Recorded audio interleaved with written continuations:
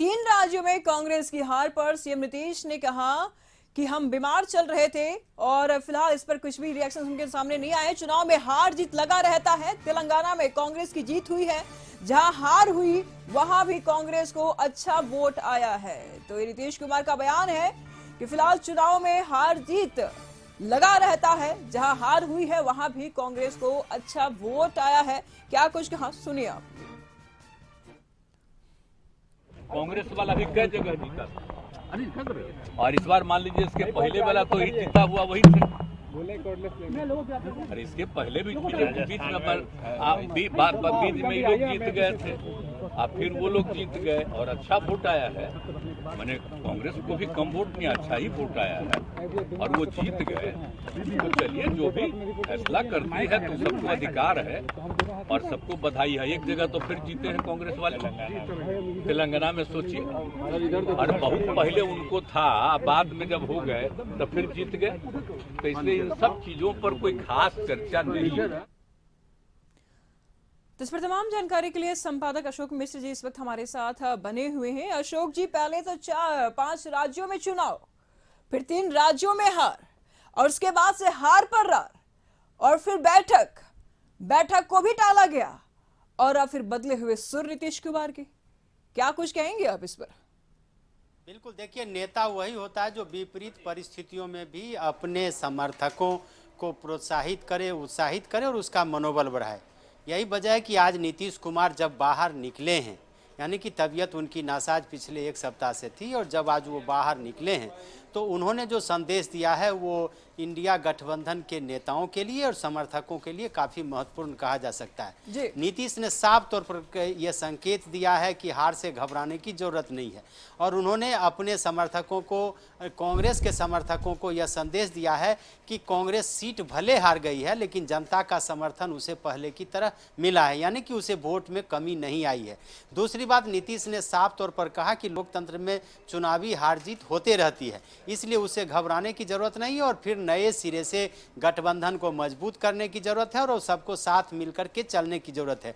यानी कि हार से निराश होने की जरूरत नहीं है, बल्कि हार से सबक लेकर के आगे की तैयारी करनी है। यह नीतीश कुमार ने अपने समर्थकों को, गठबंधन के नेताओं को और आम जनता को यह संदेश देने की कोशिश की है। नीतीश के चेहरे पर कहीं भी सिकन का भाव नहीं है। ये कह सकते हैं कि ठीक है, इंडिया गठबंधन बैकफुट पर आई है लेकिन अभी भी कुछ बिगड़ा नहीं है। और नीतीश ने जिस तरह से कहा है कि हम अपने पुराने मुद्दों पर कायम हैं, यानी कि बिहार को विशेष राज्य का दर्जा मिलना चाहिए, जातीय गणना बिल्कुल सही और यह समूचे देश में होना चाहिए और बिहार की तकदीर और तस्वीर अगर बदलनी है तो बिहार को विशेष राज्य का दर्जा देने की जरूरत है। यानी कि नीतीश फिर पुराने रौ में लौटने की कोशिश कर रहे हैं और अपने समर्थकों को यह भरोसा दिला रहे हैं कि हार से घबराने की जरूरत नहीं है और आगे की तैयारी बेहतर तरीके से करनी है।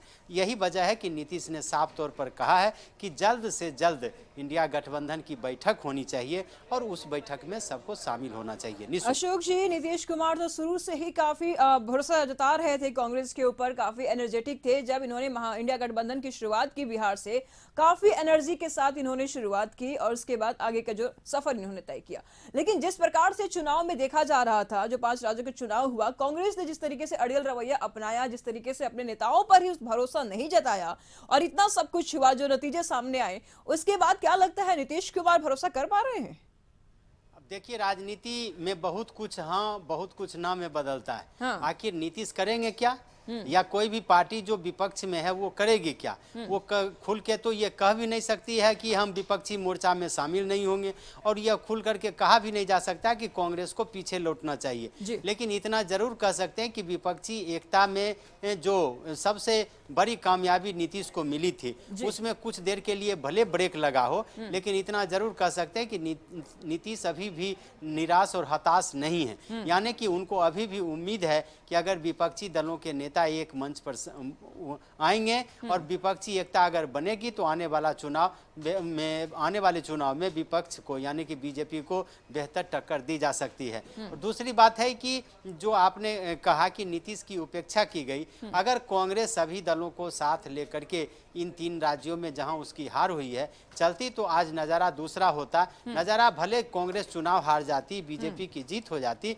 लेकिन विपक्षी एकता को खंडित करने का या कांग्रेस के अकेले चलने का जो तोहमत उसके सिर पर लग रहा है वो शायद नहीं लग पाता। और यही वजह है कि नीतीश ने इशारों में कहा है कि गलती से सबक लेने की जरूरत है और आगे की राह कैसे सुगम हो उसके लिए तैयारी करने की जरूरत है। जी अशोक जी, कल जब इंडिया गठबंधन की बैठक होने वाली थी, मतलब आज जो होने वाली थी, फिलहाल वो तो टल गई है, लेकिन इस बैठक में कई स्टेट्स के मिनिस्टर्स नहीं आ रहे थे, ममता बनर्जी नहीं आ रही थी, हेमंत सोरेन नहीं आ रहे थे, और बिहार से भी खबर जा रहा था कि नीतीश कुमार नहीं जाएंगे, उनकी जगह पर कोई और जाएगा।